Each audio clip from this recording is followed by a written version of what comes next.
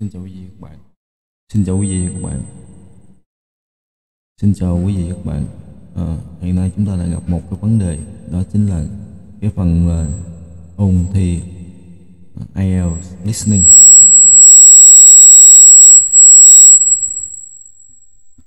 Rõ ràng là sẽ có rất nhiều phương pháp để mà chúng ta sẽ luyện thì cái phần IELTS này. Và khi mà chúng ta ngồi nghe các phương pháp á, thì chúng ta sẽ tốn mất thời gian. Cho nên hiện tại mình định hướng một cái phương pháp, đó là phương pháp thực chiến.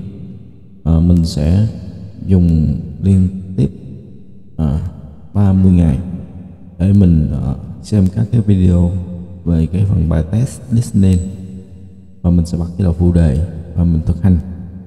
Quan trọng nhất trong quá trình học tiếng Anh là phải học đúng, là học tập trung, học đúng thời gian đó, chứ không phải là mình bật chế độ nghe xong rồi cái mình lơ và mình làm công việc khác. Chỉ cần mình dành đúng thời gian tập trung cho 1 tiếng mỗi ngày và về cái kỹ năng listening và liên tục trong 30 ngày, thì có thể là trong vòng 30 ngày đó mình có thể là hoàn thành được 1 video thôi hoặc là 2 video, nhưng mà mình làm liên tục như vậy. Tại vì các cái bạn dạng video á, thì cơ bản nó cũng sẽ có một cái form, một cái chuẩn giống nhau, giống như là coi giờ, giống như là cuộc đàm thoại, về nói về một chủ đề gì đó, thì các câu hỏi thì nó cũng mang chất là giống nhau. Nhưng bản chất của mình vẫn là không nghe nhiều cái tiếng Anh lặp đi lặp lại, thì có thể là mình chưa quen nên mình bắt đầu. Thì mình sẽ chọn một cái video của ngày 15 tháng 12 năm 2023.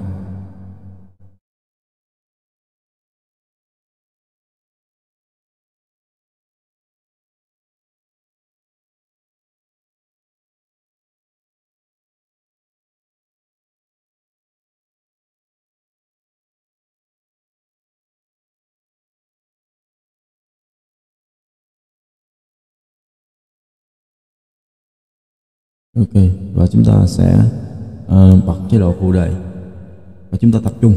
Chỉ cần học tập trung 100% sức Now we lực shall vào begin. You should answer the questions as you listen, because you will not hear the recording a second time. Listen carefully and answer questions 1 to 7. Hello, Sinclair Electrical Services, Kevin speaking. Oh, good morning. I believe you do television repairs. That's right, we do. Well, my television's not working, but I don't have a car. Can you come round to see it?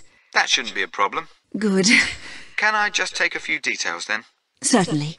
So, if I could start with your name. Yes, it's Mrs. Douglas. Douglas? It's double S at the end, actually. Ok, sau khi nghe xong một đoạn, chúng ta phải để ý là chúng ta sẽ nhấn mạnh đến những từ mà chúng ta sẽ không nghe được. Rõ ràng là khi mà chúng ta bật phụ đề thì thấy rất đơn giản, nhưng mà khi nghe chúng ta sẽ cảm thấy có những từ chúng ta sẽ không nghe được, thì chúng ta phải nhận định cái điều đó và chúng ta hỏi là vì sao, lý do vì sao. Và khi nhìn phụ đề thì chúng ta thấy rất là đơn giản, nhưng mà khi mà chúng ta chỉ nghe thôi, không bật phụ đề, thì chúng ta không hình dung cái từ đó. Chúng ta tiếp tục. Okay, and the address? 135 Park Hill Avenue. In Somerton? That's right. And would you like my phone number? Yes, please. It's 765 482. 428? No, 82. Okay. Ok, sau khi chúng ta xem phụ đề chúng ta thấy rồi đó, thì nó cũng gồm có các cái dạng như mới liệt kê trên hình ảnh, thì sẽ là number về cái tên rồi sẽ gọi là spelling, về number, về số điện thoại, số nhà. Tên đường thì cũng có thể là có một vài cái từ nó sẽ là đến dần, nhưng mà hầu như là cái phần tên đường đó thì những người đó họ biết, cho nên thường không đến dần, chỉ có cái tên, cái số điện thoại. Chúng ta lưu ý. Right, so what's the problem with the television? Low volume. Even when you turn it up to maximum, it doesn't seem to make much difference. I mean, it's quite an old TV, but it's always worked perfectly well up to now. And the picture's okay. I did wonder. We had a power cut a couple of days ago, and it's not been right since then. I don't know if that could have affected it. It certainly might have something to do with it. Anyway, I'll come over and have a look. Can you tell me the make and model number by any chance? Rõ ràng ha, khi mà chúng ta bật chế độ phụ đề thì chúng ta thấy rằng nó đọc cũng không khác sao. Cách đọc của dân bản xứ cũng không có khác gì so với cách đọc của chúng ta. Nhưng chúng ta vẫn không nghe được là nó đang đọc cái vấn đề gì, đang đọc từ gì. Thì cái này chắc mình phải khắc phục bằng cách là quen mặt chữ, có nghĩa là mình tập trung học và nghe tới nghe lui nhiều lần. Listen, listen, listen, listen. Bắt đầu, tiếp tục. The number will be on the back of the TV. Yes, it's Schneider. That's Schneider. And the model number's, let me see. Yes, it's SWV5002. Right. Is that a fairly recent model? Not really. I got it 7 years ago. I remember the date because it was the year after I moved into this house, and that was 8 years ago. I hope you can fix it. Ngoài các cái phần nghe chính xác á, thì chúng ta sẽ còn có nghe cái phần nội dung. Thì thông thường những câu hỏi thì nó sẽ đặt những câu hỏi liên quan đến những từ mà chúng ta có thể nghe được. Nhưng trong đó nó sẽ có hai cái vấn đề thôi, một là đúng hai sai, hoặc là cái vấn đề thứ ba là chúng ta không biết viết gì. I really don't want to buy another one. Before you hear the rest of the talk, you have some time to look at questions 8 to 10.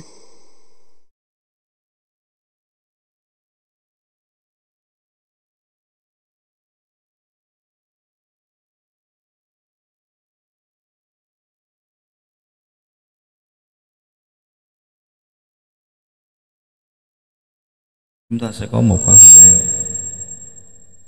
một khoảng thời gian để chúng ta đọc được các đáp án.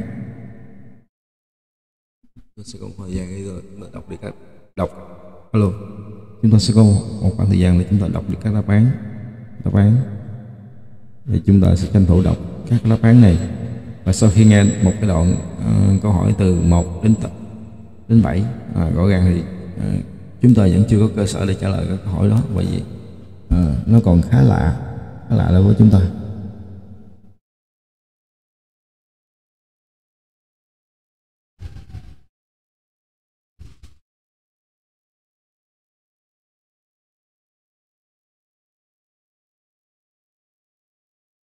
Now listen and answer questions 8 to 10. Well, I'll see what I can do when I come round to the house to look at it. I think I know your road. Is it the one that's off the high street? That's right. The house is on the left if you're coming from the high street, just before the road bends to the right. I'm afraid it's getting harder and harder to park on the road, but if you drive on round the bend, you can usually find somewhere. That's all right. Now, let's see. When would it be convenient for me to come round? Well, as soon as possible, really. Well, what's today? Friday. I'm booked up today, and then we've got the weekend, so I'm afraid it looks like Monday morning's the earliest. You can't come tomorrow? Well, Saturday morning I'm in the showroom, and I don't work Saturday afternoon and Sunday. OK. I'll make sure I'm in. Oh, and one last thing. I wonder if you'd mind telling me how you heard about us. We've just opened a new web page, and we're interested to see how effective it is. No, I actually heard about you from the woman next door. She couldn't remember your number, but I looked it up in the phone book. Oh, right. It's always the best advertising, word of mouth. Right. OK. Thank you, Mrs. Douglas. Thank you. Goodbye. That is the end of part 1. You now have half a minute to check your answers.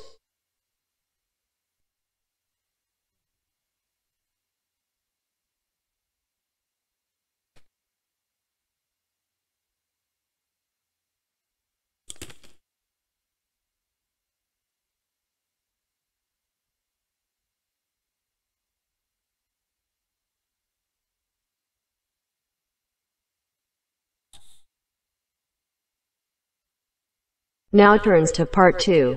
Part 2. You will hear part of a tutorial between two students and their tutor. First, you have some time to look at questions 11 to 15.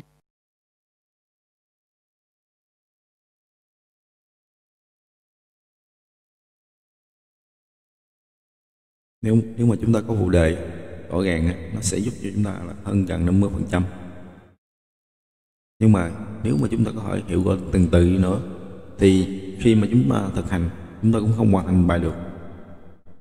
Vì khi chúng ta... Now, listen carefully and answer questions 11 to 15.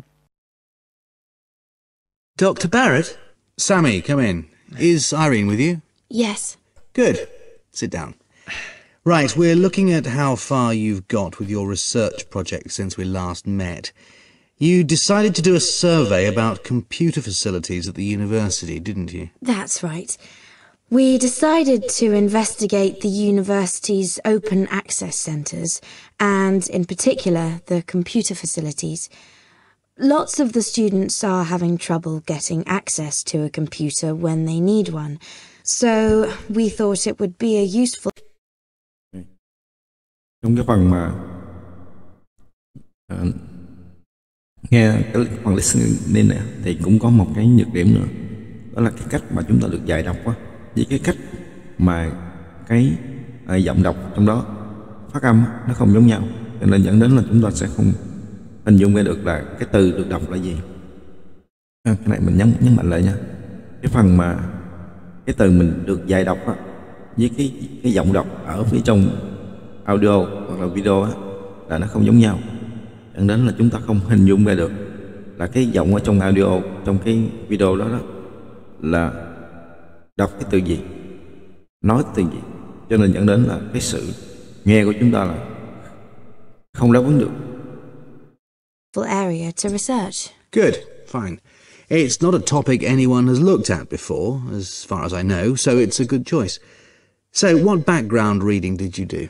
Well, we looked in the catalogues in the library, but we couldn't find much that was useful. It's such a specialised subject, hardly anything seems to have been published about it. And as well as that, the technology is all changing so quickly. But the Open Access Centre has an online questionnaire on computer use that it asks all the students to do at the end of their first year, and the supervisor... And that's procedure. Rõ ràng chúng ta sẽ không có cơ bản là cái việc nhận diện cái từ mà cái giọng đọc á, với cái mà khả năng đáp ứng của chúng ta nó chưa có chưa có kết nối với nhau, dẫn đến là cái việc mà chúng ta sẽ không nghe được là đang nói về cái vấn đề gì. Ví dụ như supervisor thì nếu mình biết được cái từ đó thì họ đọc như vậy thì mình còn có một cái cơ sở nữa để hình dung ra cái giọng đọc nó nói là supervisor. Còn nếu như mình chưa biết thì thua. Gave us access to that data, so we used it as a starting point for our research. It wasn't exactly what we needed, but it gave us an idea of what we wanted to find out in our survey. Then we designed our own questionnaire. And how did you use it? We approached students individually and went through our questionnaire with them on a one-to-one basis. So you actually asked them the questions? That's right. We made notes of the answers as we went along, and actually we found we got... Nếu mình thật sự là nghe cái phần listening này rõ ràng mình không nghe được cái clip, cái phần video này và cái giọng đọc này, mình phải nghe ít nhất hơn 10 lần hoặc là để thuộc lòng luôn cái video, thì để mình có cái nền tảng để cho cái não mình nó lần sau nó nghe lại, nó quen với những cái từ này, thì cái cách đó là mình nghĩ sẽ phù hợp đối với cái người mà cái kỹ năng nghe yếu. Thì mình phải tập trung hoàn toàn 100% vào cái việc nghe này, để từng từ lắng nghe, phân tích, dùng thêm nhiều thủ thuật nữa để cho cái não mình nó hoạt động, để giúp cho cái bộ nhớ nó sẽ ghi nhớ đúng cái quá trình của bản chất của trí nhớ. Mình tóm lại, mình phải tập trung cái video này, một video duy nhất, nghe tới nghe lui 10 lần. và lắng nghe từng chữ tập trung 100% trong vòng 1 tiếng hồ đó. Got a bit of extra information that way as well about the underlying attitudes of the people we were information that way as well about the underlying đây là about underlying attitudes. Mình đọc là attitudes, để đọc rất là nhiều, nhưng mà cái giọng đọc của này là underlying attitudes. Thì rõ ràng làm sao mà mình nhận ra được nó là attitude. And we got a bit of extra information that way as well about the underlying attitudes of attitude. Underlying attitude, như đọc chỉ coi là sao mình nhận ra được cái từ là attitude. Bit of extra information that way as well about the underlying attitudes of the people. Dòng đọc như vậy thì rõ ràng là cái từ là attitude. Mình đọc là gõ thì mình mới nghe được attitude. Còn cái giọng đọc là attitude. Rõ ràng là mình sẽ không nhận ra được cái từ attitude này. Nhưng mà những lần sau, những cái lần sau nữa thì mình để ý là cái từ attitude.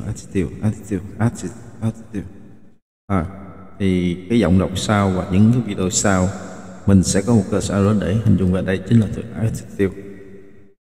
Underline attitude of people we were interviewing by observing the body language and things like that. How big was your sample? Well, altogether we interviewed a random sample of 65 students, 55% male and 45% female. And what about the locations and times of the survey? We went to the 5 open access computer centres at the university, and we got about equal amounts of data at each one. It took us 3 weeks. We did it during the week, in the day and in the evenings. Not the weekends? No. So presumably your respondents were... Presumably. Not the weekends? No. Presumably. Cái từ presumably này rõ ràng mình không nghe được nha. In the day and in the evenings. Not the weekends? No. So presumably your respondents were... No, presumably those on... Not the weekends? We did it during the week, in the day and in the evenings. Not the weekends? No. So presumably your respondent... Your respondent. Presumably your respondent.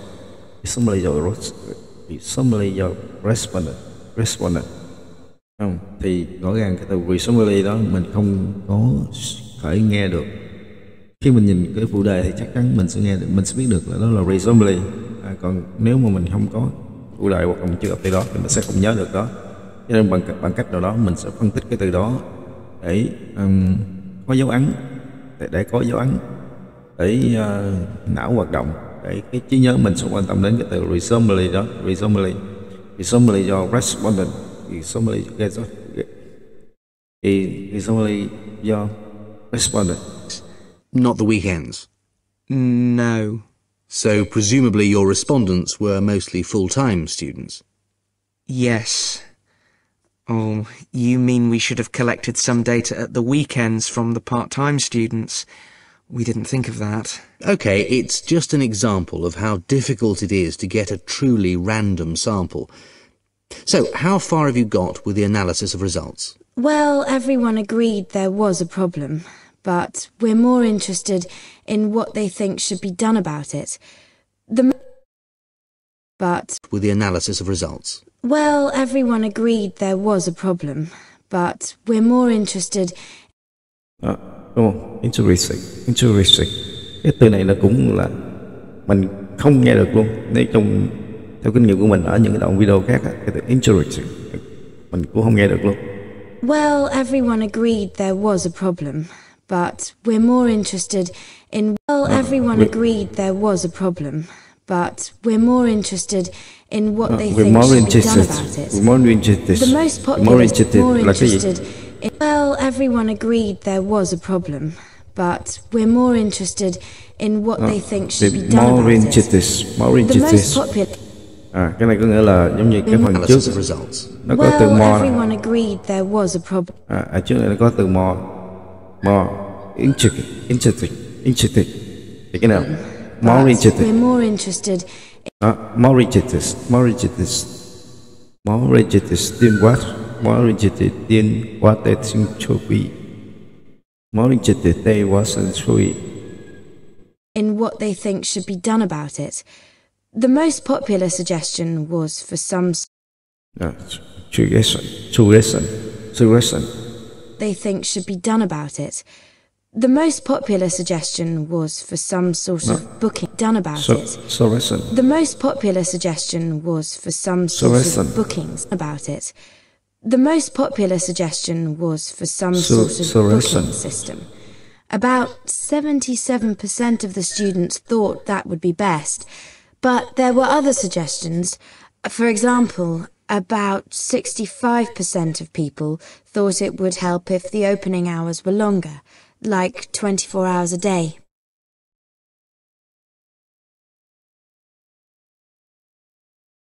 Before you hear the rest of the talk, you have some time to look at questions 16 to 20. Ok, sau khi mình có thể nghe xong rồi đó, thì giờ mình thực hành vô làm, mình vẫn chưa làm được. Tại lý do vì sao? Tại lý do thứ nhất là không kịp thời gian. Cái việc đáp ứng giữa cái câu hỏi và cái phần nghe, là phần nghe mình đã cảm thấy khó rồi, và cái phần mà câu hỏi á, mình chưa nắm được nữa, thì rõ ràng là mình sẽ không có sự kết nối với nhau. Thì trước khi mình làm điều đó thì mình phải phân tích. Mình phải không phân tích trước là cái câu hỏi. Now listen and answer questions 16 to 20. So, what other suggestions did people come up with? Well, actually, the main reason why people can't get to a computer is because các cái từ như là can't, did not, và cannot. Thì rõ ràng là So, what other suggestions did people come up with? Well, actually, the main reason why people can't get to mình sẽ tập trung vào cái phần là can. Nếu đọc đúng là can. Cái này mình sẽ dùng một cái chức năng của nó, chính là cái phần phiên âm. Phiên âm của nó thì mình list vô đây thử. Đọc click vô.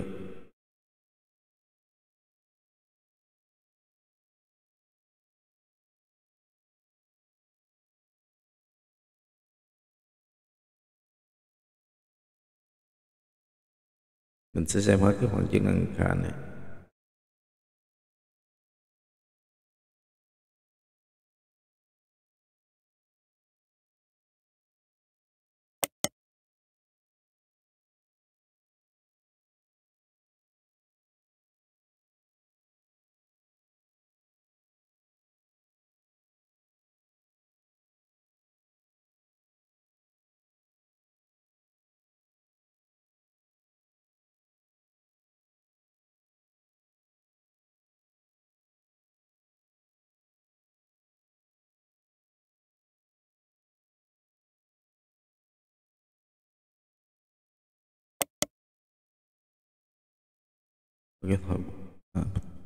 Thôi mình bỏ qua cái phần nói chung là đáng lý ra mình phải cho nó cái phần là sau của cái thằng can. Ok, bây giờ mình sẽ cách là can, đúng không? Can nghĩa là can có nghĩa là chữ C O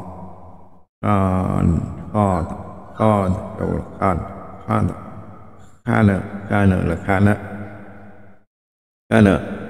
và một cái từ là can. Mình lưu ý cái phần này ha, cái phần này nó sẽ giúp cho mình trả lời đúng một câu hỏi á. Cái này thường câu hỏi sẽ là hỏi mình là can hoặc là can, nên có thể là không thể, yes or no. Thì cái phần nếu mình nghe không kỹ á thì sẽ là mình sẽ hiểu nó là cái từ can á, hoặc là cái từ can này á, là thường nó sẽ có thể là giống như là nó sẽ bị trái nghĩa với cái phần ý nghĩa phía trước. Ví dụ như tôi nói là tôi cái gì đó, tôi bận cái gì đó, tôi có cái gì đó, nó mang nghĩa tiêu cực thì thông thường sẽ dẫn đến một quyết định là không thể. Cái phần didn't cũng vậy. Bây giờ mình nghe lại vài lần ha. Cái phần can này á. People come up with. Well, actually, the main reason why people can't get to a computer is because... Well, actually, the main reason why people can't get to a computer is because so many students... The main reason why people can't get to a computer is because so many students... Main reason why people can't get to a computer is because so many students are using them for personal emails or just surfing the web. So one solution would be to have some computer rooms for recreational use and some... Okay, recreational. Nghĩa là trong quá trình mình học, mình đọc nghe một cái video này, mà nếu mình không có tương tác gì hết đó, thì mình sẽ tự bản thân mình đó, như là giống như không có học. Thì mình một đoạn mình sẽ tương tác một lần, một khúc, hoặc là một vài dấu ấn gì đó, hoặc là mình sẽ hướng dẫn cho người khác hiểu được cái video để giúp cho cái quá trình đó, mình xem lại một ngày đó mình xem lại video này á, thì mình sẽ thấy rằng là những cái ấn tượng trong cái video này mà mình trình bày, những gì của mình trình bày á, mình sẽ ghi nhớ ha. Recreational, tức là recreational là cái đoạn ở phía trước, còn chữ re nữa, recreational.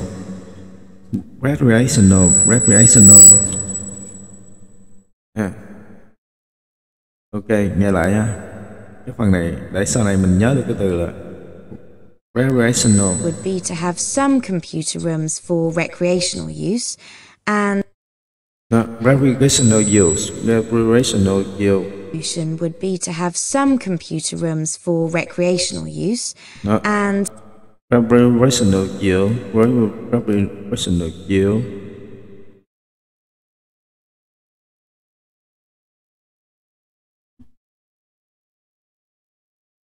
Recreational. Recreational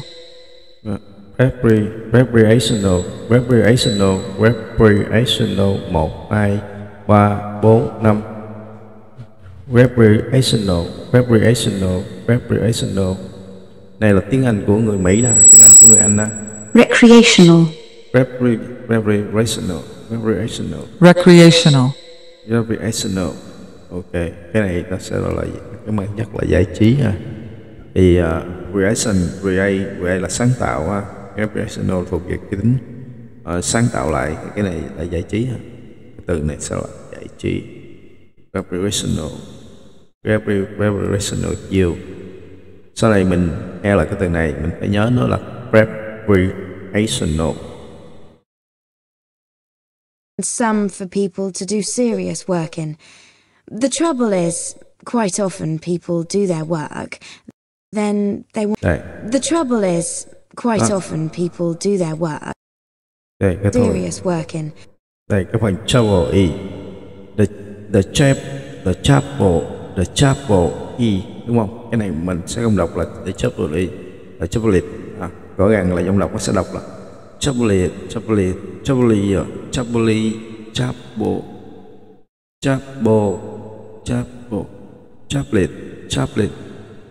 đúng không? Phải đọc for recreational use and some for people to do serious work in. The trouble is, quite often people... The trouble is... Ok, nó vẫn đọc là chapel, nhưng mà chữ N nó sẽ đọc cái chữ Y ha. The trouble is... The trouble use and some for people to do serious work in. The trouble is, quite often people do their work, then they want to check their emails. And it would be a nuisance if you had to get up and go to another room and log on again just for that. Another problem is that during the day, tutors book whole blocks of computers for complete sessions. So several people said... Trong đây mình thấy một cái từ là whole. Another problem is that during the day, tutors book whole... Lần sau phát biểu lại cái từ whole này mình nhớ không ta? Tutors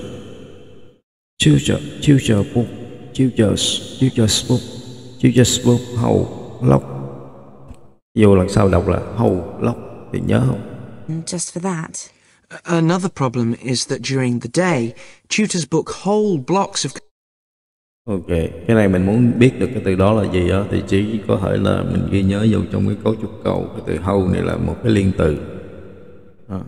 Hoặc là một cái whole block là toàn bộ cái khóa. Whole là này là chắc là một cái từ bổ nghĩa, một cái liên từ bổ nghĩa, hoặc là một cái mang chất số lượng ha. Thử á. Chọn bộ whole. Cái này mình đọc, nếu mà đọc là whole là đọc tiếng thôi, cái đó là whole, đọc hai bằng à. Đây, đọc lại whole, cái đọc này là giọng Anh nè. Whole. Cái này là cái này là Whole. cái này là un, cái này là cái này là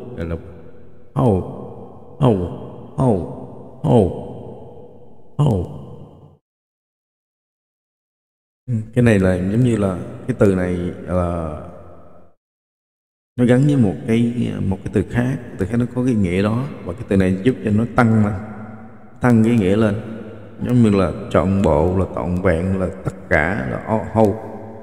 Thì khi đó nếu lần sau mình đọc lại cái từ book whole thì mình nhớ thêm một tí là hiện tại giờ mình trong cái từ của mình là chưa có cái từ nào mà phát âm là whole giống vậy chứ.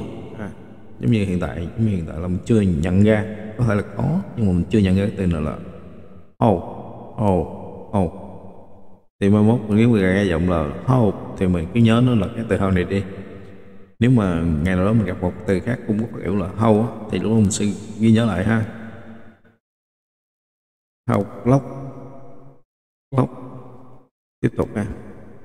Computers for complete sessions, so several people said there should be restrictions on block bookings. But the trouble is, several people said there should be restrictions on block bookings. Rồi, restriction. Cái phần này là đã gặp qua rồi nhưng mà vẫn còn chưa nhớ ha. Bây giờ mình làm lại để mình nhớ cái từ restriction luôn. Cái này là phiên âm. Restriction. Cái này dấu vấn dòng 2, dấu vấn ở vần 2 thì là restrictions.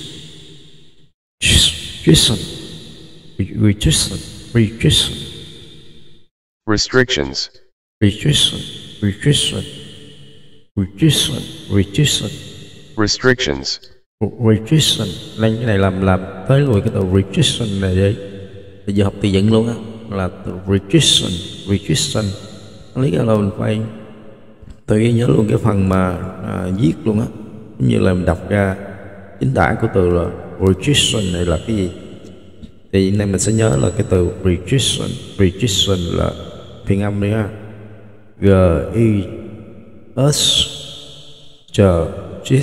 Restriction là sinh s.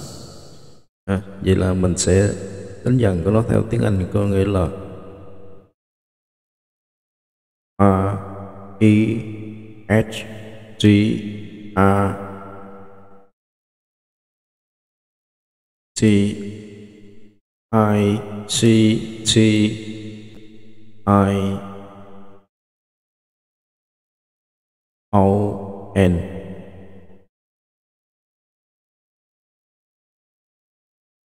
Rồi, làm lại vòng nữa, đó là not I mà E-R-E-S-T-R-I-C-T-I-O-N-S. Restriction nghĩa là dấu nhấn ở vần 2. Restriction.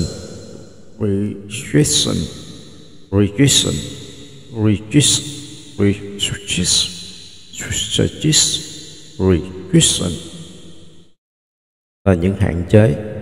Đây là những hạn chế. Sau này có thể là mình quay lại mình nhớ cái từ, gặp lại cái từ restriction nữa, lại sẽ không nhớ từ hạn chế đâu. Nhưng nếu mình xem lại video này vài lần, video của mình đó, vài lần, thì có thể là mình sẽ nhớ được cái restriction này, có nghĩa là những gì mình đã nói ra mình sẽ nhớ, và những gì người ta nói thì mình không nhớ nhiều bằng việc những gì mình đã nói ra. But the trouble is, the classes need the computers. There's nothing else they can use. Some people said the computers. There's nothing else they can use. But the trouble is, the classes need the computers. There's nothing else they can use. Some people said the whole problem would... Đây mình trả lại một từ là bookings. But the trouble is, the classes need the computers. There's nothing else they can nothing else. use. Some people classes need the computers. There's nothing else they can use. Some people said the whole problem would be solved. Cái giọng này đọc rất nhẹ There's nhàng. nothing else they can use. Some people need the computers. There's nothing else they can use. The classes need the computers. Này, cái chữ đi nè, cái chữ can nè. You can you. Này đúng không? Đúng. Nghe này mình đọc cái can này nghe rất là gõ, nhưng mà bên đây nó không đọc cái gõ giống như mình đâu nha. Cái kia là can là can. Ok, nhấp vô thử coi. Đây. Can này, can. Hay đọc giống là rất là nhẹ. Can. Can.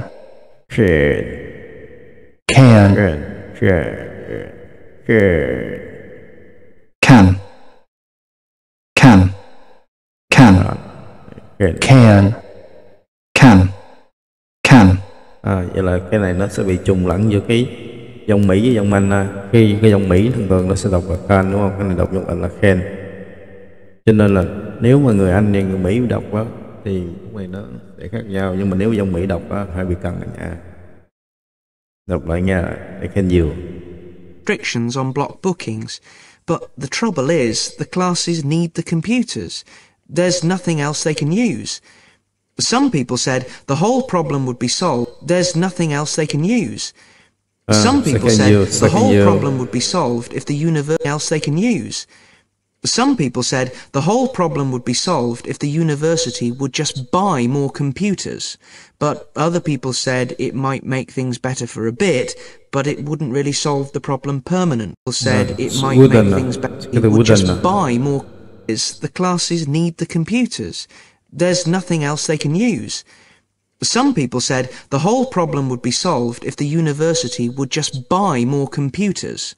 But other people said it might make things better for a bit, but it wouldn't really solve the problem permanently. People said it might make things better for a bit, but it wouldn't really solve the problem permanently. Make things better for a buy more computers. But other people said it might make things better for a bit, but it wouldn't really solve the problem permanently. You can't just solve the problem by throwing money at it. And with the suggestion that the computer room should stay open around the problem permanently. You can't just solve the problem by throwing money at it.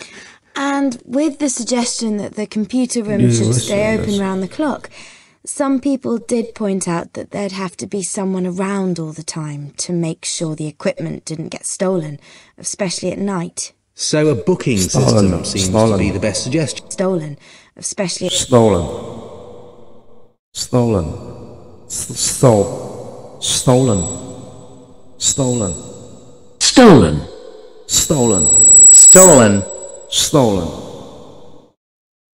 At night. So a booking system seems to be the best suggestion. Yes. Apparently some universities have a sort of queuing system. It means the staff at the open access centres have to organise it, but people say it works quite well. You go along, and if there isn't a computer free just then, you're given a numbered ticket, and then when your number is called out, you have the next available computer. Or it can be done electronically as well, but that's more complicated, and it isn't really necessary. Good. So, now let's discuss... That is the end of part 2. You now have half a minute to check your answers.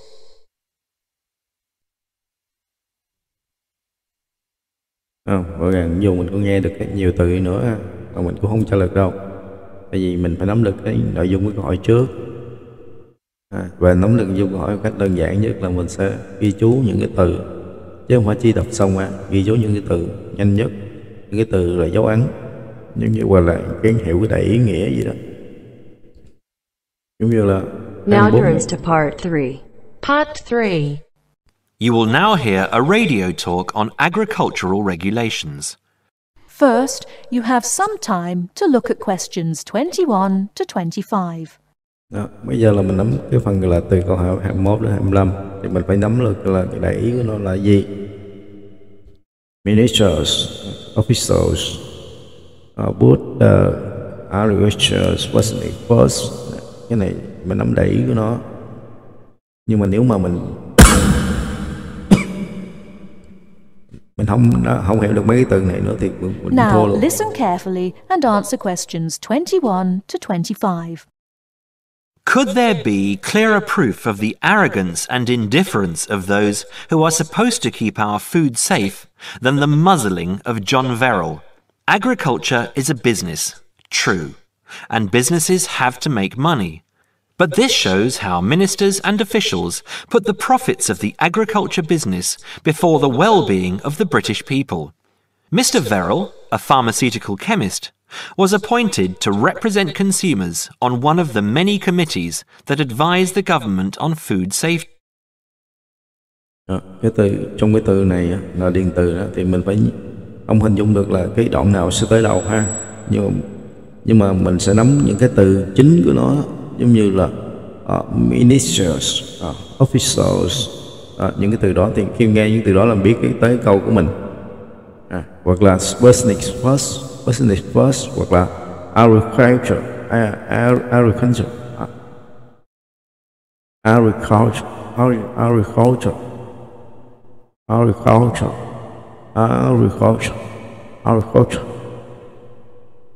là ministers, official, manufacture, là hormones, hormone,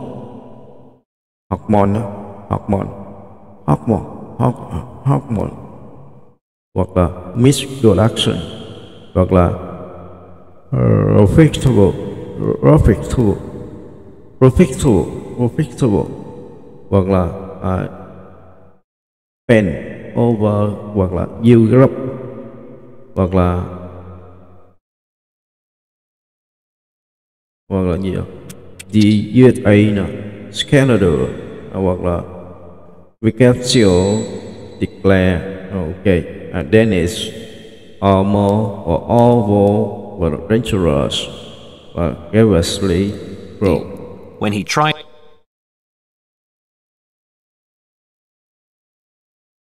to do his job, though, and wanted to warn ministers of a danger to children's health, he was refused permission to do so. The danger comes from hormones given to cattle in the USA and some other countries to make them grow faster. They speed up the animal's development to maturity, thus making meat production more profitable. There have, however, long been fears that the hormones have horrendous effects on the people who eat them, causing diseases as serious as cancer. Once these hormones were used on British cattle too, but over 20 years ago they were banned in Europe for being too dangerous. Indeed, so concerned is the European Union that it banned imports of hormone-fed beef years ago, much to the fury of the US government, which wants to sell it all over the world. Several years ago, the USA and Canada asked the World Trade Organization to declare the ban illegal and to punish Europe for failing to lift it. The WTO, with its long record of refusing to let environmental or safety concerns interfere with trade, agreed, imposing fines of more than $120 million a year on the EU for its refusal to back down. The British government now backs the Americans, claiming that there is no proof that hormone-fed beef does any harm. This is where Mr. Verrill comes in. He is very angry with the government, especially as their claim comes out just after a Danish study shows that growth hormones are 200 times more dangerous than was previously thought. Worried by these findings, Mr. Verrill spoke to government representatives, who did nothing. Before you hear the rest of the talk, you have some time to look at questions 26 to 30.